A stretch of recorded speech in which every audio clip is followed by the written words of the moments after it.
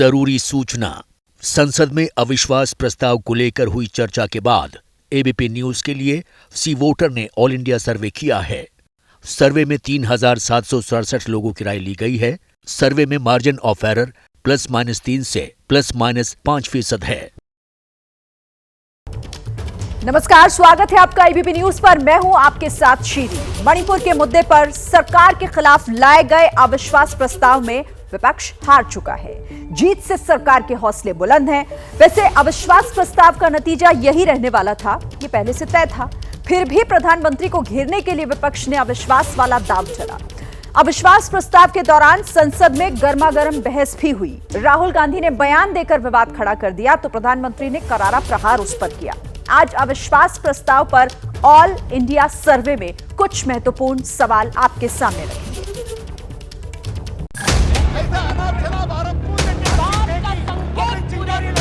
हमारे लिए north east हमारे जिगर का टुकड़ा। मैं आपके जरिए हुकूमत को बता रहा हूं, वर्षों से एक ही फेल्ड प्रोडक्ट उसको बार बार लॉन्च करते हैं। ये इंडिया गठबंधन नहीं है, एक घमंडिया गठबंधन है।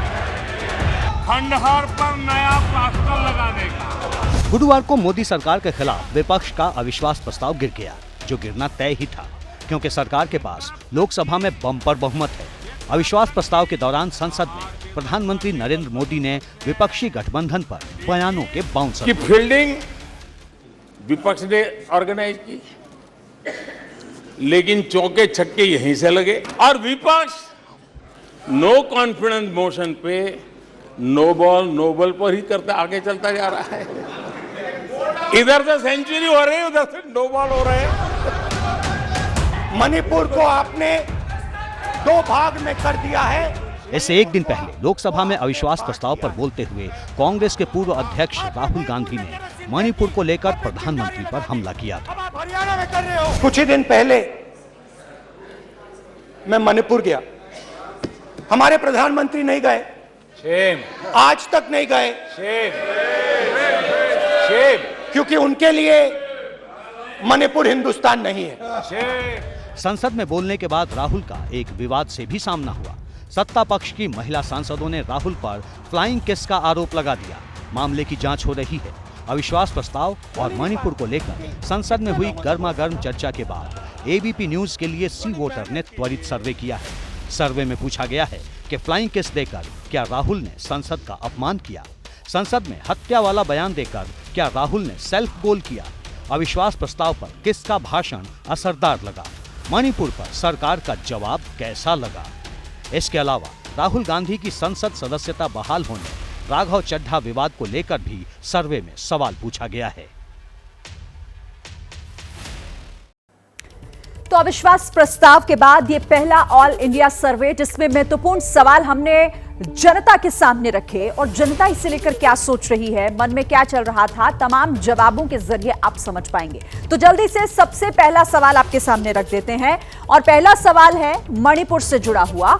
मणिपुर में जिस तरीके से भारत माता की हत्या वाला बयान राहुल गांधी ने दिया, क्या ये सही है या फिर गलत? लोग इसे लेकर क्या सोच रहे हैं, जवाब आपके सामने है। 35% जो सही कह रहे हैं, लेकिन 56% लोगों को लगता है कि ये बयान गलत था जो राहुल गांधी ने दिया। 9% कहने वाले हैं पता नहीं। तो राहुल का बयान सही या फिर गलत? मणिपुर में भारत माता की हत्या वाला जो राहुल गांधी ने बयान दिया था, उसे ज्यादातर लोग गलत बता रहे हैं। 56% लोगों को ऐसा लगता है कि ये गलत बयान था जो राहुल गांधी की तरफ से दिया गया। तो एबीपी न्यूज और सी वोटर का ऑल इंडिया सर्वे का ये पहला सवाल, जिसमें राहुल के भारत माता वाले बयान पर जवाब लोगों ने जो दिया है, ज्यादातर लोग इसे गलत कह रहे हैं क्योंकि 56% लोगों को लगता है कि यह बयान गलत दिया गया है जो राहुल गांधी ने जिस तरीके से यह बयान दिया। और सही कहने वाले हालांकि 35% भी हैं, लेकिन ज्यादातर लोगों का मानना है कि जो राहुल गांधी ने इसे लेकर कहा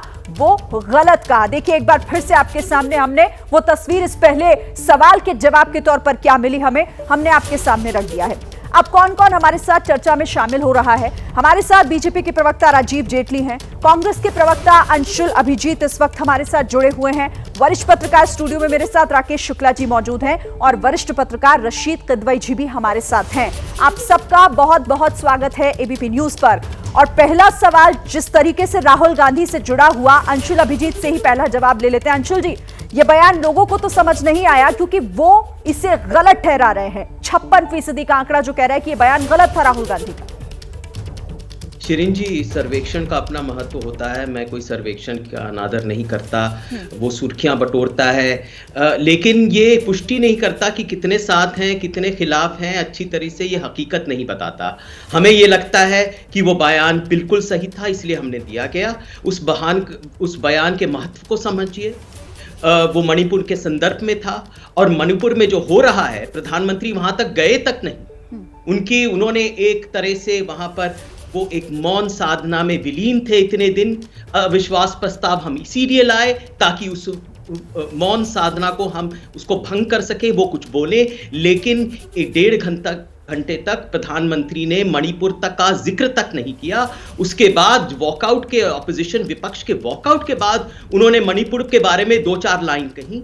उन्होंने कहा कि नहीं, मिलजुल कर इसका समाधान निकालेंगे, चुनौती है। हम इस पर बात करेंगे आगे, लेकिन मेरा सवाल राहुल गांधी जी के बयान से जुड़ा हुआ था। आप कह रहे हैं कि सही तरीके से बात लोगों तक पहुंची नहीं, इसका मतलब बयान दिया गलत तरीके से था। आप भी यही मान रहे हैं? एक संदर्भ था, एक हेराफेरी हो गई ना? नहीं, बिल्कुल भी नहीं। शिरीन जी, जरा समझिए, एक महत्व था। सबसे अहम मुद्दा हमारे बीच में आज क्या है? वो मणिपुर का मुद्दा है।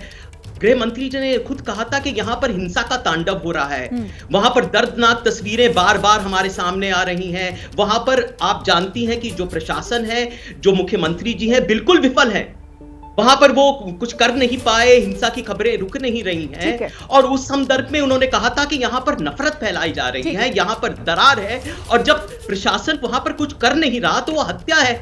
वो जो भारत माता की अखंडता पर, यहाँ पर भारत की अखंडता पर, अंशुल जी, मैं आपके पास आती हूँ। अब इसका जवाब हम ले लें। राजीव जेटली बीजेपी के प्रवक्ता हमारे साथ जुड़े हुए हैं। राजीव जी, हालांकि देखिए ज्यादातर इसे गलत कह रहे हैं, लेकिन 35% का आंकड़ा इसे सही भी ठहरा रहा है। कह रहा है कि जो कहा वो सही कहा राहुल गांधी ने।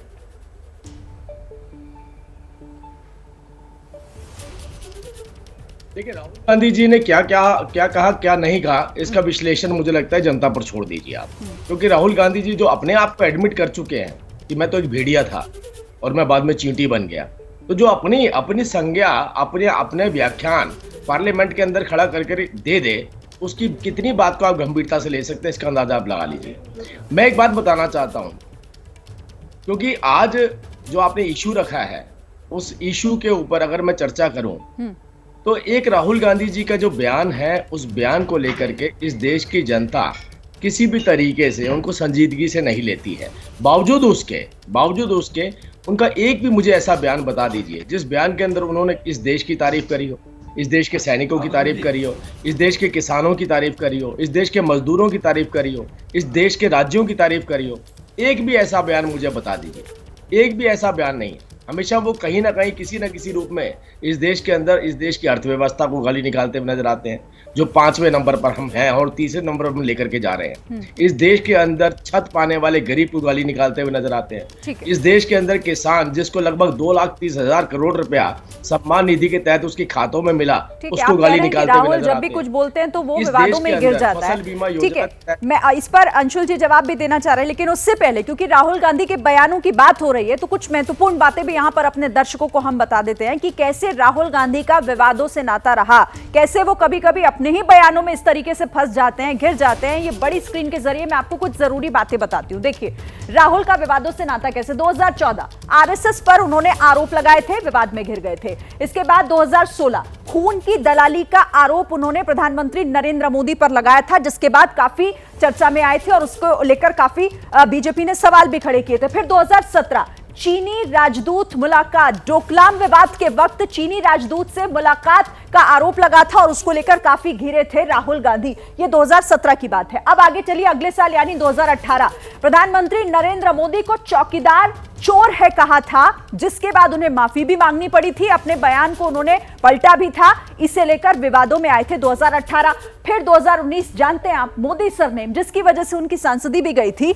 हालांकि अब बहाल हो चुकी है, लेकिन यह भी एक विवाद। तो राहुल गांधी का यह कोई नया विवाद नहीं है, ये विवाद पुराना है। जब जब राहुल गांधी कोई बयान देते हैं तो किस तरीके से घिर जाते हैं, वो विवादित हो जाता है, ये इतिहास बताता है।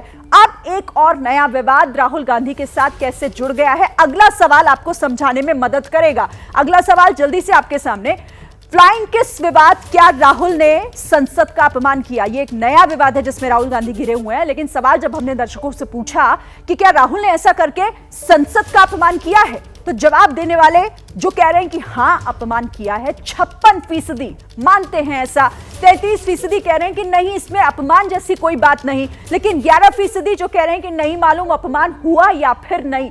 लेकिन ज्यादातर लोगों का यह मानना है, यानी कि 56% ऐसा सोचते हैं कि राहुल गांधी ने फ्लाइंग किस जो विवाद में वो घिर गए हैं, ये सीधे सीधे अपमान है। तो राहुल के फ्लाइंग किस वाले विवाद पर ये सर्वे, ये सवाल हमने लोगों से पूछा, जिसका जवाब संसद का अपमान मानने वाले 56% लोग, और 33% ऐसे हैं जो कह रहे हैं कि नहीं ऐसा कोई विवाद, कोई अपमान नहीं हुआ है।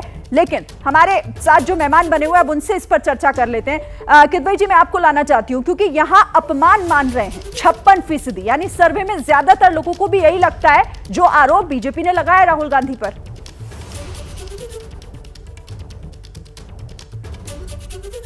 जी देखिए शिरीन, जो सर्वे की फाइंडिंग है उससे मुझे कोई आपत्ति नहीं है, तो लोगों की एक राय है और लोकतंत्र में बड़ा महत्वपूर्ण होता है। लेकिन देखिए बड़ी दुर्भाग्यपूर्ण बात यह है कि जो मणिपुर के संदर्भ में अविश्वास प्रस्ताव हो रहा था, वहां ऐसा वीडियो आया था जिसमें तथाकथित रूप से किसी महिला को साथ बहुत ही ज्यादा यौन शोषण का मामला था, और उसके ऊपर कोई ना डिस्कशन हुआ, ना किसी भी सदस्य ने उस पर कोई बहुत ज्यादा आपत्ति दर्ज कराई, और चाहे उस पर महिला सांसद भी हों। लेकिन एक बात जो कही, जिसका हमने कोई साफ सुथरा कोई हमें वीडियो भी नजर आया, मैं तो इसमें इस बहस में भी नहीं जाऊंगा कि ये हवाई चुंबन देना ये असंसदीय है, अभद्र है या नहीं है, ये तमाम बातें अलग है, लेकिन उसका हमारे पास कोई क्लियर एविडेंस भी नहीं आया, जो मामला भी गया है। तो देश की हमारी इस राजनीति को बताता है कि राजनीति में जो सब्जेक्ट जो बड़े महत्वपूर्ण नहीं होते हैं वो महत्वपूर्ण हो जाते हैं, और जो सब्जेक्ट महत्वपूर्ण होने चाहिए उनको इतना महत्व नहीं दिया जाता। लेकिन जैसा मैंने पहले कहा श्री, जो ये आपके सर्वे की फाइंडिंग है वो सराखों पर। ठीक है, मैं राकेश जी का भी एक कमेंट इस पर ले लूं। राकेश जी, आपको क्या लगता है इस सर्वे को लेकर, ये सवाल जो पूछा गया जिसमें ज्यादातर लोग कह रहे हैं कि अपमान तो हुआ है संसद का? मैं 56% लोगों के साथ हूं, क्योंकि ये सिर्फ संसद का अपमान नहीं है, बल्कि आप देखिए कि वायनाड क्षेत्र की जनता का भी अपमान है, क्योंकि सांसद व्यक्ति नहीं होता, उसका जीवन सार्वजनिक होता है और उसे पूरा समाज देखता है, उसकी हर एक्टिविटी को देखता है। और वायनाड क्षेत्र की जनता ने राहुल गांधी को एक बेहतर व्यक्ति समझते हुए चुन के भेजा है, और वायनाड क्षेत्र की जनता को ये उम्मीद होगी, ये उम्मीद लगा के बैठे होंगे कि राहुल गांधी पूरे देश में वायनाड क्षेत्र का नाम ऊपर करेंगे। लेकिन संसद में जिस तरीके की घटना हुई, उस घटना से मुझे लगता है कि संसद के साथ साथ वायनाड क्षेत्र की जनता भी अपने आप को कहीं ना कहीं शर्मिंदगी महसूस कर रही होगी, क्योंकि संसद जो है सिर्फ रीति नीति परंपराओं से चलती है, वहाँ एक सारा डिसिप्लिन है। तो इस तरीके की हरकत मुझे लगता है किसी सांसद की तरफ से, राहुल गांधी नहीं, किसी भी सांसद की तरफ से इस तरीके की हरकत बर्दाश्त नहीं की जाती है, और वहाँ एक मर्यादा है और उस मर्यादित स्थल को पूरा देश देखता है। ठीक है, अंशुल अभिनीत जी, आप इसका जवाब दीजिएगा, क्योंकि जो राकेश जी कह रहे हैं कहीं ना कहीं उन 56% लोगों के मन में भी इसी तरह के सवाल होंगे, तभी उन्होंने कहा कि हाँ, जवाब दिया हाँ ये अपमान है। सबसे पहले तो मैं राहुल गांधी जी के बयान पे कुछ कहना चाहता हूं, 2 मिनट मुझे दीजिएगा।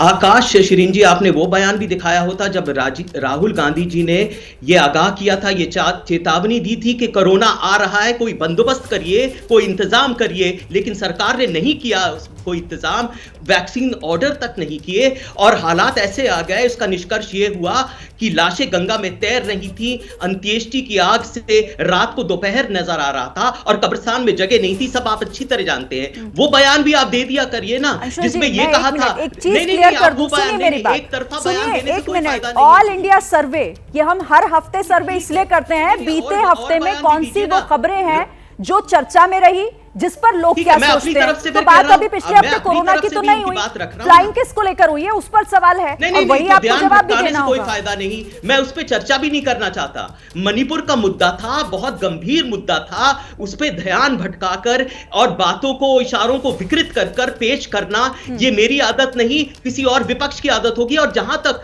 मर्यादा और महिमा का सवाल है, ये बड़ा भारत उठ रहा है माता ना, की हत्या वाला बयान प्रधानमंत्री, किसने एक मिनट दिया? बात पूछने दीजिए। आप कह रहे हैं कि करते हैं। घुमा रहे हैं, कौन घुमा रहे हैं? घुमा आप रहे हैं। राहुल गांधी बयान दे और उसकी जिम्मेदारी जवाब दे, किसी और की तो नहीं होगी। किरण जी, आप बार बार हस्तक्षेप करेंगी और मुझे बोलने का मौका नहीं देंगी, तो ये कैसा? आपको करेक्ट कर रही हूं मैं, आप जहां गलत नहीं नहीं, बोल रहे बस हैं, मुझे ही वो आपको करेक्ट सही करिए, मैं आपको जल्दी करेक्ट से। कर रहा हूँ।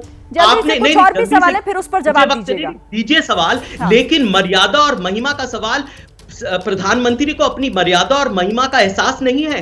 जिस तरह इन्होंने हंसी मजाक किया, उन्होंने तानेबाजी में जैसे उन्होंने वो अपना वक्तव्य को पेश किया, उनका सियासी वक्तव्य गिरता ही रहता है। जैसे हमारे गठबंधन इंडिया को उन्होंने ऐसे शब्द का इस्तेमाल किया, मतलब हेल्थ वार्निंग आना चाहिए कि अगर जो बच्चे देख रहे हैं सवाल पर मैं यहाँ राजीव जी से जवाब दूंगी, क्योंकि आप जो कह रहे हैं ना, सुनिए एक मिनट, अभिनीत जी मर्यादा सुनिए कहाँ गई? ना, आगे और भी सवाल हैं, इस पर राजीव जी भी आपका जवाब देंगे जो सवाल आप पूछ रहे हैं। लेकिन पहले हमने अपनी जनता से जो सवाल पूछे, अगला सवाल भी जल्दी से ऑल इंडिया सर्वे में हमने क्या पूछा, ये हम अपने दर्शकों के सामने रख दें। और ये जो सवाल है, अविश्वास प्रस्ताव पर संसद में जो भाषण हुए कई, किसके भाषण सबसे असरदार? तो देखिए जनता ने क्या जवाब दिया। 46% जो प्रधानमंत्री नरेंद्र मोदी के भाषण को कह रहे हैं कि वो सबसे असरदार था। अमित शाह, गृह मंत्री अमित शाह के भाषण को असरदार समझने वाले 14% हैं। 22% ऐसे हैं जो मानते हैं कि राहुल गांधी ने सबसे अच्छा और सबसे असरदार बयान दिया है। 9% जो किसी दूसरे का नाम दे रहे हैं और 9% जो कह रहे हैं नहीं पता। लेकिन यहां सबसे ज्यादा प्रधानमंत्री नरेंद्र मोदी के भाषण को पसंद करने वाले लोग, यानी कि 46% लोगों का यह मानना है कि वो मोदी के भाषण से काफी पसंद उन्होंने किया, असरदार रहा। और दूसरे नंबर पर राहुल गांधी का भाषण, जिसे 22% लोगों ने वोट किया है और वो ये कह रहे हैं कि उनका भाषण असरदार था। लेकिन सबसे ज्यादा 46% प्रधानमंत्री नरेंद्र मोदी का। इस पर आगे चर्चा हम बढ़ाएंगे, लेकिन उससे पहले एक और सवाल रख लेते हैं। उससे पहले एक और सवाल जो पूछा है हमने, मणिपुर पर संसद में सरकार के जवाब से क्या लोग संतुष्ट हैं? तो यहां देखिए जवाब, 51% जो कह रहे हैं कि हाँ हम संतुष्ट हैं, नहीं कहने वाले 38% हैं, 11% ऐसे जो कह रहे हैं कि नहीं पता। लेकिन ज्यादातर लोग मानते हैं कि जो सरकार की तरफ से जवाब दिया गया वो सही था, लोग उससे संतुष्ट हैं। तो ये दो महत्वपूर्ण सवाल हैं, जिस तरीके से आपने देखे किस तरीके से जवाब यहां पर मिला है और यहां संतुष्ट नजर आ रही है ज्यादातर जनता हमारे इस सर्वे में पूछे गए सवाल से। मैं इस पर, हालांकि अभिनीत जी से मुझे जवाब लेना था, लेकिन पहले राजीव जेटली जी आपके पास आते हुए इसका जवाब दीजिएगा जो सवाल आपसे पूछा जा रहा था अंशुल अभिनीत की तरफ से, कि आप लोग ही दूसरे मुद्दे लाके दूसरी चीजों को इतना बड़ा बना देते हैं कि जो असल मुद्दे हैं वो बहुत पीछे छूट जाते हैं। तो असल मुद्दों पर ही बात करते हैं। शिरीन, आपने देखा होगा, क्योंकि देश के प्रधानमंत्री भाषण जब देते हैं तो वो जबान उनकी होती है, लेकिन भावनाएं उस देश के गरीब की होती हैं, इस देश के व्यक्ति की होती है, इस देश के सैनिक की होती हैं, इस देश के किसान की होती हैं, इस देश के बच्चे की होती हैं। वो जो सोचते हैं वो प्रधानमंत्री बोलते हैं। वो जो सोचते हैं और जो स्वप्न लेते हैं, उस स्वप्न को साकार करने के लिए जो कदम उठाए जा रहे हैं वो प्रधानमंत्री जी बोलते हैं। प्रधानमंत्री जी वही बोलते हैं जो देश कहता है कि मुझे आपसे सुनना है, देश चाहता है कि आप यही बोलिए। तो प्रधानमंत्री जी की तो जो भी जनता की भावनाएं हैं वो प्रधानमंत्री जी के मुंह से निकलती हैं। लेकिन प्रधानमंत्री को सुनने के लिए विपक्ष को अविश्वास प्रस्ताव भी तो लाना पड़ा ना राजीव जी। आपने देखा, आपने मुंह की खानी पड़ी इस तरीके से अविश्वास प्रस्ताव ला करके। देखिए, पहले तो आप अपनी इन्हीं के जो घमंडियों का गठबंधन है, इस घमंडियों के गठबंधन के अंदर ही आपस में ही अविश्वास है। और अभी थोड़ी देर पहले मैं कांग्रेस के प्रवक्ता को सुन रहा था, उन्होंने कहा कि कोरोना वैक्सीन के लिए राहुल गांधी जी ने बोला। याद करिए शिरीन, घमंडियों के गठबंधन ने ही सबसे पहले कहा था अगर वैक्सीन लगवाएंगे तो नपुंसक हो जाएंगे। ये वही लोग हैं ना, ये वही लोग हैं। जब दुनिया कह रही थी आपका प्रोटेक्शन बहुत जरूरी है, आपको वैक्सीन लेकर के जाना चाहिए, वैक्सीन लगवानी चाहिए, और हमने तो बार बार पूछा राहुल गांधी जी से कि आपने वैक्सीन क्यों नहीं लगाई, आपके परिवार ने वैक्सीन क्यों नहीं लगाई, लेकिन उसके ऊपर भी कोई जवाब राहुल गांधी जी का नहीं आया था। खैर, मैं अब उसमें नहीं जा रहा हूं, क्योंकि वो जो पीड़ा का दौर था उसको, उस चुनौती को देश के प्रधानमंत्री ने जिस तरीके से संभाला उसकी तारीफ तो दुनिया ने कर दी। उसकी तारीफ तो वर्ल्ड हेल्थ ऑर्गेनाइजेशन ने कर दी, दुनिया के हर देश ने कर दी। अरे हम तो डोनर बने पूरी दुनिया के अंदर वैक्सीन सप्लाई करने वाले। खैर वो हमारे को सर्टिफिकेट आपको लगता है कि किसी भी घमंडियों से लेने की जरूरत है? हम किसी घमंडी से उसका सर्टिफिकेट नहीं लेना चाहते। हमारा सर्टिफिकेट केवल ये है कि देश की जनता का विश्वास देश के प्रधानमंत्री नरेंद्र मोदी जी पर है, और नरेंद्र मोदी जी को, देश के प्रधानमंत्री जी को विश्वास है कि मैं जो इनके लिए कार्य कर रहा हूं की जरूरत नहीं, उसको लेकिन अमली विपक्ष जामा हमेशा पहनाने ये तक कहता है कि आप लोग कोई भी फैसला लेते हैं उसमें उन्हें शामिल शामिल नहीं करते, राय मशविरा भी नहीं करते। बहरहाल ये तो खैर एक अलग चीज हो गई। ऑल इंडिया सर्वे आप देख रहे हैं, कई महत्वपूर्ण सवाल बीते हफ्ते जो कुछ हुआ, क्या जनता सोचती है, उन सवालों के जवाब उन्होंने क्या दिए हैं, ये जानना बेहद महत्वपूर्ण है। और वही सवाल हम लोगों से पूछते हैं लगातार ऑल इंडिया सर्वे में। अब आपको जल्दी से अगला सवाल भी बता देती हूं जो हमने पूछा है, क्या अविश्वास प्रस्ताव लाने का फैसला सही था विपक्ष का? जवाब हां कहने वाले 33%, लेकिन नहीं कहने वाले 51% हैं, और 16% जो कह रहे हैं नहीं पता। लेकिन यहां ज्यादातर लोगों को यह लगता है कि जो अविश्वास प्रस्ताव लाया गया वो फैसला सही नहीं था। अगला सवाल भी जल्दी से देख लेते हैं, यह भी अविश्वास प्रस्ताव से जुड़ा हुआ है कि आखिर इस प्रस्ताव का फायदा ज्यादा हुआ किसे है। तो यहां देखिए, हमने जब पूछा तो लोगों ने क्या जवाब दिया। 40% एनडीए को मानते हैं कि ज्यादा फायदा हुआ, 13% इंडिया विपक्ष के मोर्चे को मानते हैं, 36% कह रहे हैं दोनों को कोई फायदा नहीं हुआ, लेकिन 11% कह रहे हैं पता नहीं। लेकिन ज्यादातर यानी 40% का ये आंकड़ा जो कह रहे हैं कि इस अविश्वास प्रस्ताव से एनडीए को फायदा हुआ है। अगला सवाल भी आप जल्दी से देख लीजिए, फिर चर्चा को आगे बढ़ाएंगे। अगला सवाल है, अविश्वास प्रस्ताव से किस नेता को ज्यादा फायदा हुआ है? कौन सा लीडर जो ज्यादा, जिसके लिए यह फायदेमंद साबित हुआ? 48% जो प्रधानमंत्री नरेंद्र मोदी का नाम ले रहे हैं, 20% जो कह रहे हैं कि राहुल गांधी को इससे फायदा हुआ है, अमित शाह गृह मंत्री का नाम लेने वाले 6% हैं, और 5% अन्य का नाम ले रहे हैं, और 21% जो कह रहे हैं नहीं कह सकते कि किसको फायदा किसको नुकसान। लेकिन यहां भी ज्यादातर लोगों ने इस सवाल के जवाब में भी यानी 48% कह रहे हैं कि प्रधानमंत्री नरेंद्र मोदी को ज्यादा फायदा हुआ है इस अविश्वास प्रस्ताव से। सभी खास मेहमान हमारे साथ बने हुए हैं, और मैं अंशुल जी आप ही से इसका जवाब लेती हूं, क्योंकि इसका मतलब इन तीनों सवाल का निचोड़ अगर निकाला जाए इस जवाब का, तो वो तो यही कहता है कि अविश्वास प्रस्ताव तो आप लोगों के लिए सेल्फ गोल हो गया, क्योंकि फायदा किसी और को मिल गया। जो कार्यपालिका की जवाबदेही होती है वो संसद की होती है। ये संसद में प्रधानमंत्री को आकर संसद को जवाब देना है कि यहाँ पर उनके कार्यक्रम क्या है, उनका इंतजाम क्या है, उनका बंदोबस्त क्या है, इस मुल्क का संचालन कैसे हो रहा है।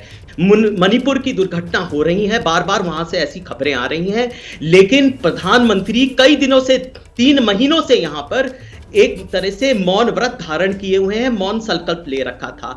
विपक्ष को कोई और विकल्प नहीं था कि प्रधानमंत्री से ये जो उनका जो मौन व्रत था उसको तोड़े कैसे, उनको जवाब देना ही था आके संसद में। ये गलत सही था, ये तो अलग बात है, सर आपका सर्वेक्षण सही है गलत है वो अलग बात है, लेकिन प्रधानमंत्री को अपनी जिम्मेदारी, अपना दायित्व, अपनी जो एक तरह से जो संसद के प्रति है वो तो करना ही है ना। आप मुझे बताइए, आपने ये सवाल क्यों नहीं पूछा किसी से कि अगर 9 साल में प्रधानमंत्री संसद में सिर्फ 30 बार बोले हैं तो ये सही है कि गलत है?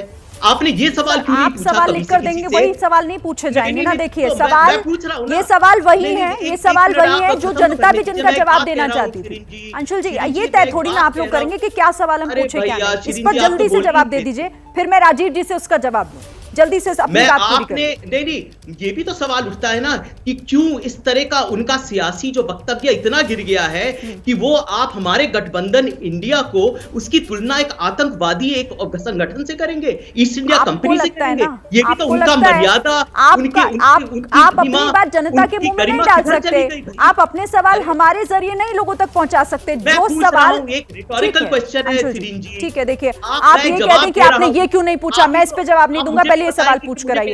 ऐसे थोड़ी ना होता है, सर्वे का सवाल है, सर्वे का सवाल है, उस पर जवाब आप दीजिए, आपकी राय इस पर जो है वो बताइए जल्दी से। मैं राजीव जेटली जी के पास जाऊंगी। मैं सर्वे आपका समझ रहा हूं, मुझे जवाब देने का मौका दीजिए, एक और तरह से भी जवाब दे सकता हूं ना।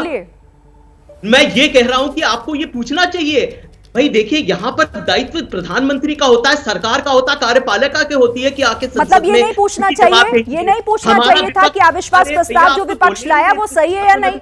ये सवाल आपकी नजरों में गलत हो गया, ऐसा तो नहीं हो सकता ना अंशुल जी? देखिए शिरीन जी, आप मुझे जरा बोलने का मौका दीजिए। आप औरों के हस्तक्षेप भी तो करिए ना उसी तरह। आप ही से शुरुआत की है मैंने, आप ही बोल रहे हैं।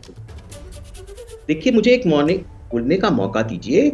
मैं ये सिर्फ ये कह रहा हूं कि प्रधानमंत्री शायद भूल गए हैं कि मर्यादा क्या है, संसदीय प्रणाली क्या है। आप विपक्ष को इतना बेइज्जत करेंगे, आप इतना बदनाम करेंगे और आप इतिहास को भी इतना विकृत करेंगे। आप कांग्रेस को ले आएंगे बार बार, आप बेचारे एओ ह्यूम को ले आएंगे, इतिहास के पन्नों में उसको वहां पर कहीं से निकाल कर ले आएंगे। अरे आप जानते भी हैं शहादत क्या होती है, आप जानते हैं भी कि इस मुल्क में खून बहाना क्या होता है। आप इतिहास को इतना ज्यादा विकृत करना चाहते हैं। और ये भारत छोड़ो आंदोलन में मैं पूछना चाहता हूं, इनका क्या योगदान था?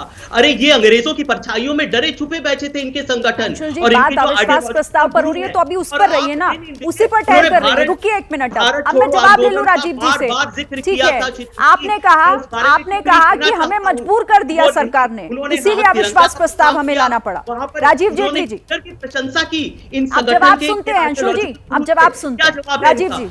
शहादत कौन से इनके नाम है, शहादत के कौन से नित्य नाम है, ये मुझे बताइए। राजीव जेटली जी, ठीक है अंशुल, आप सवाल पूछ रहे हैं तो आप सुनिए भी तो। आप ही का सवाल बढ़ाया मैंने, मैं आप ही का सवाल राजीव जी से पूछ रही हूँ। राजीव जी जवाब दीजिए इसका।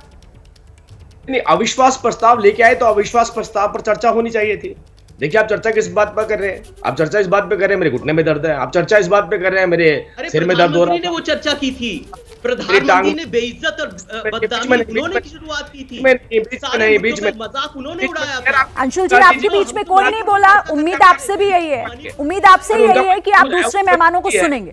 अंशुल जी प्लीज अब दूसरे के बीच में मत बोलिए। राजीव जी बात पूरी कीजिए अपनी। राहुल गांधी जी कैपेबल नहीं है, इसका मतलब ये थोड़ी है कि आप मेरे भी जुबान पे ताला लगवा देंगे, आप अपनी बात भी नहीं रख पाऊंगा। उनकी गलती, आप उनसे बात उनसे झगड़िए, मुझसे को झगड़ रहे हैं। मैं केवल एक ही बात कहना चाहता हूं, देखिए मैं एक ही बात कहना चाहता हूं, अविश्वास प्रस्ताव के ऊपर जब देश के माननीय गृह मंत्री जी ने विस्तार से एक चर्चा करी, उन्होंने एक एक चीज का आंकड़ा सामने रखा, किस तरीके की परिस्थितियां पहले थी, किस तरीके की परिस्थितियां बाद में बनी, और देश के प्रधानमंत्री जी ने भी इस बात को रखा कि कितने बजे मंदिर के ऊपर ताला लग जाता था, कितने बजे गुरुद्वारों पर ताला लग जाता था। ऐसी परिस्थिति पैदा कर दी थी कांग्रेस पार्टी ने अपने शासन के अंदर, नॉर्थ ईस्ट के अंदर, मणिपुर के अंदर। और वो आजादी, अगर वहां पर रहने वालों को आजादी दी तो वो किसने दी? वो हमारी सरकार ने दी। हाँ, हम चाहते हैं कि मणिपुर के अंदर शांति हो, लेकिन शांति, उस आग के अंदर घी डालने का काम अगर कोई कर रहा है तो वो राहुल गांधी जी कर रहे हैं, कांग्रेस पार्टी कर रही है। और इसके सबूत आपके सामने आ चुके हैं, क्योंकि उन्हें मणिपुर से कुछ लेना देना नहीं, नॉर्थ ईस्ट से लेना देना नहीं। नॉर्थ ईस्ट के ऊपर कभी भी आपने श्रीन देखा है?